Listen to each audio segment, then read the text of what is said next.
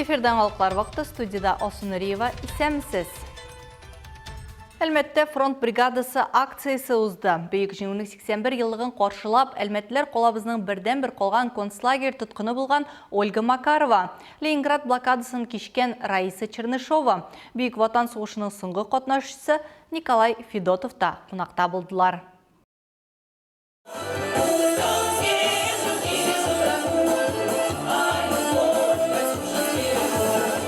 1941 ел охырында ук фронт бригадасы деген исем белән республиканың мәдәният хезмәткәрләреннән торган 18 бригада төзелә. Алар сугыш барган районнарга чыгып, 2000-нан артык концерт, 70 спектакль күрсәтә. Күпчелек чыгышлар фронт сызыгында, чын фронт шартларында үтә. Бу чыгышлар солдатларны рухландыра, җиңүгә ышаныч бирә.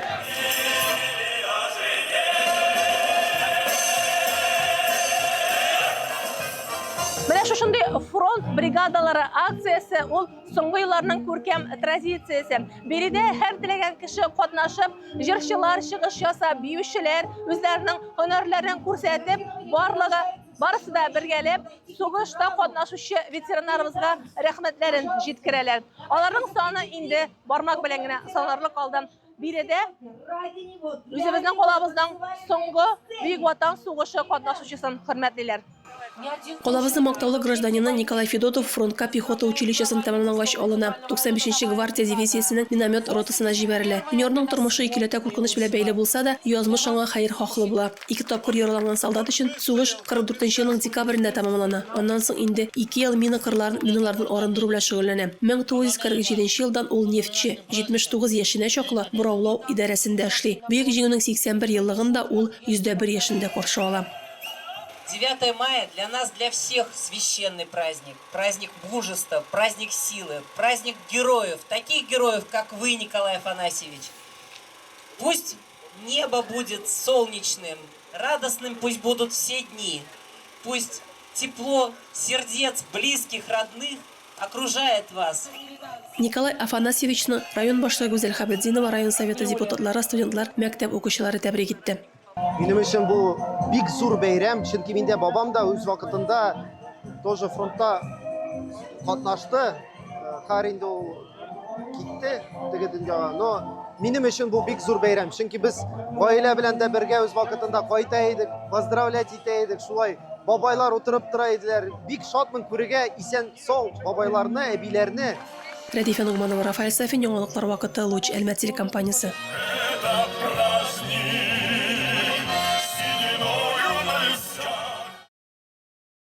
Әлмәт районының Зәй-Шишмә авылында яшәүчеләрнең төп проблемасы юлларның узак еллар дәвамында начар торышы. Бу хакта алар безнең төшерү төркеменә сөйләде. Халык белән Алса Әхмәтҗанова аралашып кайтты.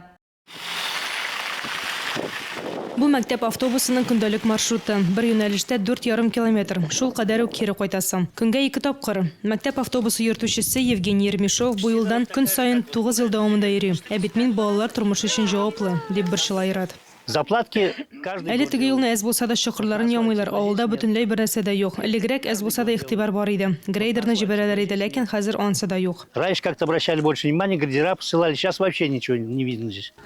Биредә белем бирү учреждениеләре юк. Шуңа күрә балаларны якындагы торак пунктларга алып барырга туры килә. Мәктәп автобусында быел 17 бала йөри. Это преступление возить детей по такой дороге. Я не знаю, где подписываться. Гомумән алганда балаларны мондый юл белән йөртү җинаять дип саныйм. Мин мәктәп автобусының маршрутларын кабул итү актларына кайда кул куйганын белмим. Монда мөгаен безнең мәктәп идарәсеннән югарырак администрация катнашырга тиештер. Біз балаларның куркынычсызлыгы өчен җавап бирәбез, ә тормыш өчен куркыныч янаганда ничек моңа җавап бирергә буласың? Детей, а какая может быть безопасность, когда вот именно угрожает жизни детей, даже можно сказать, ну не дай бог. Зәй-Шишмә авылында бүген 198 кеше яши, шуларның 43-е балалар.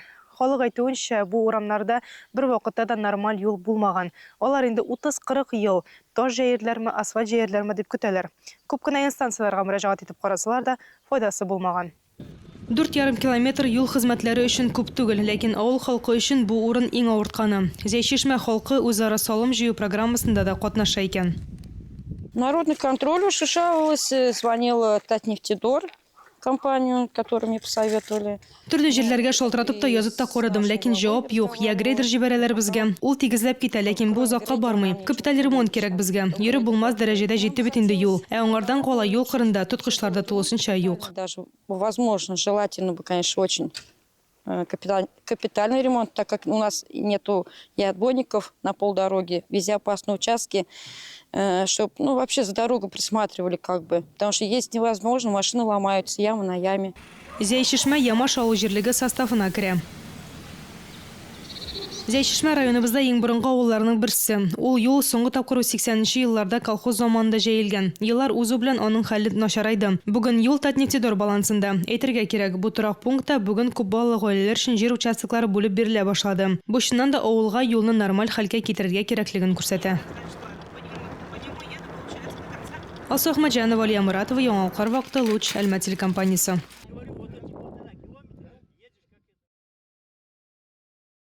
Әлмәттә талпаннарга каршы көрәш дәвам итә. Парк һәм скверларның яшел зоналары махсус препарат белән эшкәртәләр.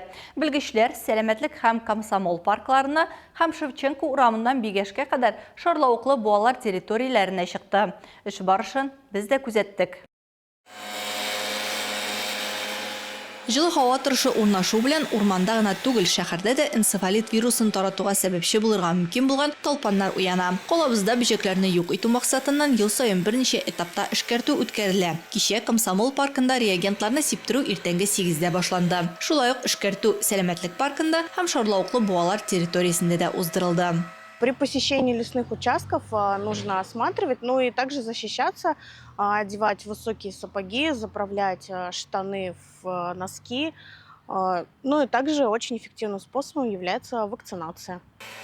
Яңгыр һәм түбән температура кебек һава торышы факторлары кулланыла торган препаратларның нәтиҗәлелеген сизелерлек киметергә мөмкин. Шуңа күрә эшкәртүне апрельдән майга күчерү турында карар кабул ителә. Халык шәһәрдә талпан белән очрашырга курыкмыйбыз диләр, әмма мондый еллык традицияне хуплыйлар.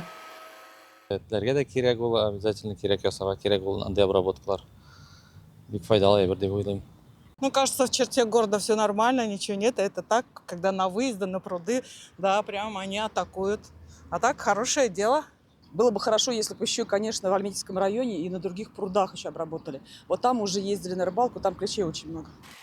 Сәламәтлек паркының мәйданы 3,5, ә Комсомол паркының 8 гектарга якын. Шарлавыклы буалар территориясе 20 гектар тирәсе. Эшкәртүне Ципакс исемле эреме белән башкаралар. Бу паркта яшәүче кошлар, тиен һәм башка хайваннар өчен ул куркынычсыз. Берничә көннән биредә территорияны кабат тикшерәчәкләр. Шул вакытта чараның никадәр нәтиҗәле булуы билгеле булачак та. Әгәр 3-4 көннән талпаннар яңадан барлыкка килгәне ачыкланса, биредә эшкәртүне кабатлаячаклар.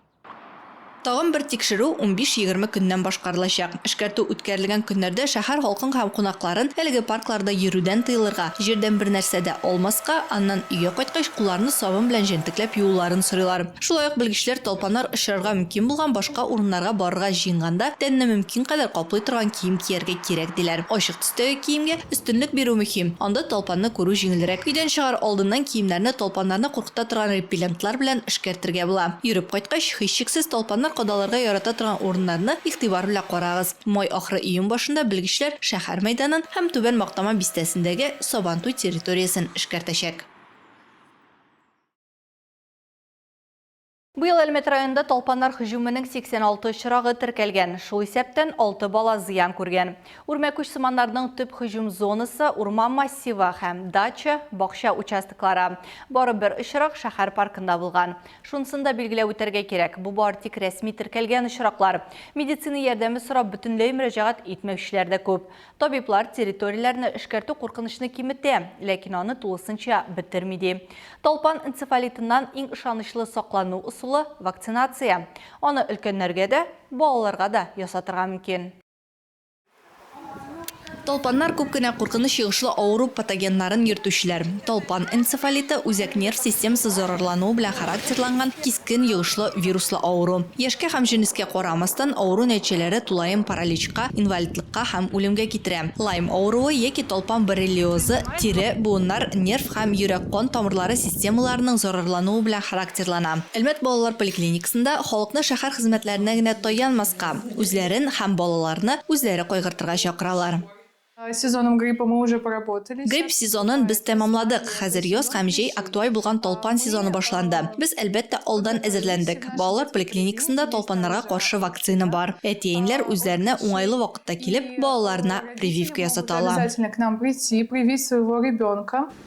Толпан энцефалитыннан вакцинация балаларга 12 айдан рөхсәт ителә. 3-4 атна аралыгында 2 тапкыр эшләнә. Анастасия Тимофеева да быел улына прививка ясатырга уйлый. Сейчас еще настало время клещей. Мы живем в своем доме, поэтому хотелось бы его тоже обезопасить. Так все у нас прививки по календарю и сверху ставим тоже прививки. Прививканы ел әйләнәсе ясарга була. Әмма язгы сезонга иммунитет формалашып өлгерсен өчен курсны башлау өчен идеаль вакыт көз яки кыш. Ләкин хәзердә прививка ясатырга соң түгел. Антитенчикләр 1 ай дәвамында эшләп чыгарыла. Когда это делается? Это если вы знаете, что вы выезжаете в какие-то эпидемические очаги, у вас будет контакт в лесных зонах, то мы обязательно вас ждем, и вакцина от клеща у нас есть на постоянной основе. Һәр кешегә эләккән толпанга лабораториядә тикшерү уздыралар. Соңгы 5 ел эчендә энцефалит вирусы булган бөҗәкләр очраклары теркәлмәгән. Әлмәт Татар дәүләт драма театры 81-нче иҗат сезонын яңаклау алдында. Агымдагы ел театр өчен элекләре кебек үк җаваплы, нәтиҗәле премьералар, фестивальләр һәм проектларга бай. 12 елга сузылган озын тәнәфестән соң безнекеләр Уфада гастрольләрдә булып кайтты. Бүген исә иҗат төркеме Венгриягә Митом фестиваленә юл алды. Анда алар Өзелгән көй спектаклен тәкъдим итәчәк. Аңа чаклы театр җитәкчелеге журналистлар һәм блогерлар белән очрашып өлгерде. Театр директоры Фәридә Исмәгыйлова 81-нче сезонның беренче йомгаклары белән таныштырды. Киләсендә ни көтәсен сөйләде. Иске өйдә җил йөри спектакле премьерасы балалар өчен театраль каникуллар шәһәр транспортында шагыйрь сүзе проекты. Казанда Фатирник Тукайның 140 еллыгына багышланган бәйрәмдә катнашу. Уфа шәһәрендә зур гастрольләр. Бу Әлмәт театрының апрель аенда гына башкарылган эшләре. 81-нче сезонда башкалары кебек үк вакыйгаларга бай, кызыклы. Шулай да масса күләм матбугат чаралары вәкилләре белән очрашу, Уфа тамашачысы белән күрешү турында фикер алышудан башланды. Әлмәтлеләр Башкортстан башкаласының 2 театрында 9 спектакль күрсәтеп 2500 тамашачыны җыйган. Уфа нас встретила настороженно, надо сказать, как уже незнакомых, уже отдаленных. Но провожали нас со спектаклем «Бегущий за ветром». Вы понимаете, это что-то было просто ура. Я вот сидела прямо вот в середине зрительного зала, никто не дышал, настолько нас смотрели, это было так. Правда же? Да. Вот как-то так. Поэтому и много было таких слов. Мы сделали открытие. Это такой театр, это такой уровень. Это. Очень приятно, конечно, получать достойные такие вот аплодисменты. Поэтому мы сейчас решили сразу же уже не разрывать больше этих связей. Киләсе атнага ук безгә Нальчик шәһәренең Балкар дәүләт драма театры киләчәк. Бу очрашу зур гастрольләр программасы кысаларында тормышка ашырыла. Ул бөтен ил буенча гамәлгә ашырыла һәм театрларга иң яхшы спектакльләре белән үзара алмашу мөмкинлеге бирә. Кунаклар безгә концерт программасыннан тыш Максим Горький пьесасы буенча куелган Мещаннар спектаклен һәм балалар өчен тамаша күрсәтәчәк. Әлмәт театры шулай ук театраль поезд бөтен Россия проектына кушылачак. Бу зур масштаблы мәдәни мәгърифәт инициативасы Россия театр әһелләре берлегенең 150 еллыгына багышлана. Безнең театр "Кайда минем илем" спектаклен тәкъдим итәчәк. Стационар иҗат сезонын Явыз, Җиләкле җәй, Иске өйдә җил йөри спектакльләр ябачак. Матбугат конференциясендә киләсе сезонда тәкъдим ителәчәк спектакль режиссеры белән дә таныштык. Әлмәт театрында Татарстанда беренче тапкыр Улан Мырза Карыбаев спектакль куячак. Ул кыргыз халкының героик эпосына нигезләнгән. Рәдифә Нугманова, Алик Павлов, Яңалыклар вакыты, Луч, Әлмәт телекомпаниясе. Әлмәттә мота сезон ачылды. Узган елларда Татарстанның нефть башкаласы бөтен республикадан 2 тәгәрмәчле тимер ат яратышларны җәлеп итүче урынга әйләнде.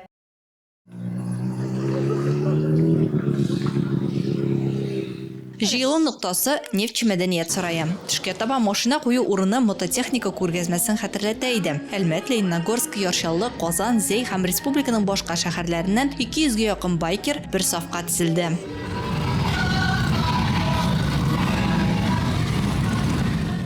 Төш вакытында берничә 100 метрга сузылган колонна тантаналы төстә шәһәрнең төп урамнары буйлап узды. Бу 2026 елгы сезонның рәсми ачылуы иде.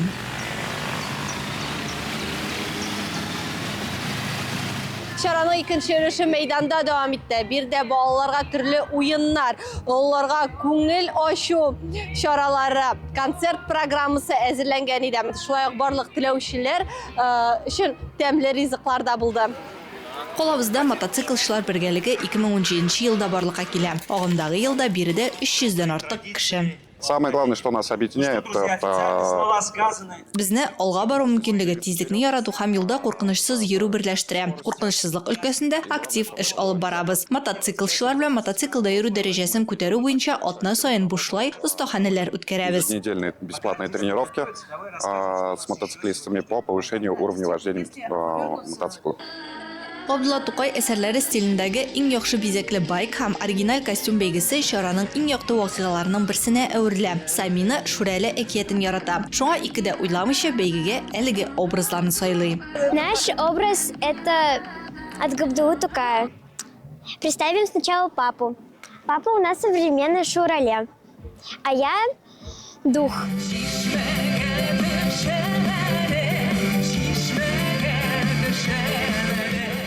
Өлкәннәр карбюраторларны ремонтлауның техник нечкәлекләре турында фикер алышкан арада балалар уен мәйданчыкларында уйнады. Барлык кунакларны кыр кухнясында кайнар пылау һәм тәмле чәй белән сыйладылар. Татнефть профсоюзының 5-нче юбилей киберспорт турниры гадәти компьютер уеннарының шикләрен киңәйтте. Быел хезмәткәрләрнең сорауы буенча киберспорт программасы инновацион фиджитал форматындагы автомобиль йөртү ярышлары белән тулыландырылды. Ярышлар картинг-клуб базасында узды. Ярышларда 60-ка якын кеше катнаша. Фиджитал принципы гади. Беренче этапта катнашучылар виртуаль симуляторларда иң яхшы вакытны күрсәтергә тиеш. Локацияны тиз арада алыштырып, хәзер трассада иң кызыгы башланды. Монда цифрлы алгоритмнарны, машинаның физик тойгысына күчү, бирелгән ораны тизлеккә үтүчеләр җиңәчәк. Җиңү өчен көрәш ир-атлар һәм хатын-кызлар зачетында бара. Кызлар азрак булса да, аларның җиңү ихтыяры ир-атлардан ким түгел.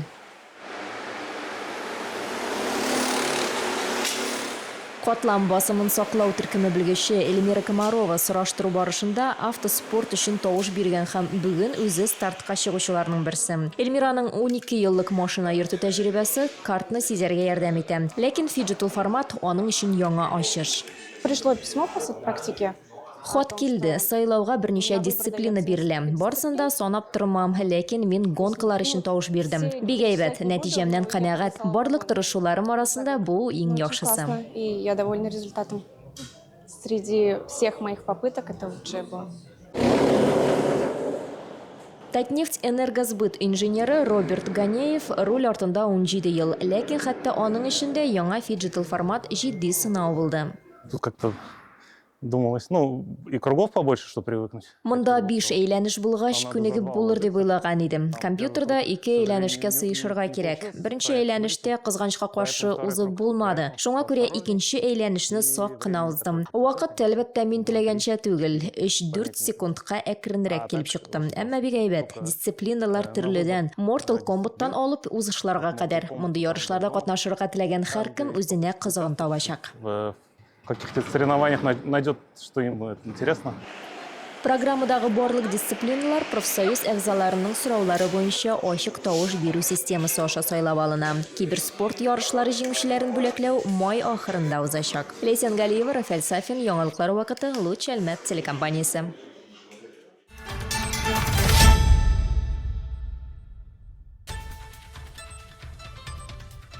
Бүгінгі шығарылышта шулар иде. Мин Асыл Нуриева һәм монтаж операторы Динара Гайнетдинова сезнең белән саубуллашабыз.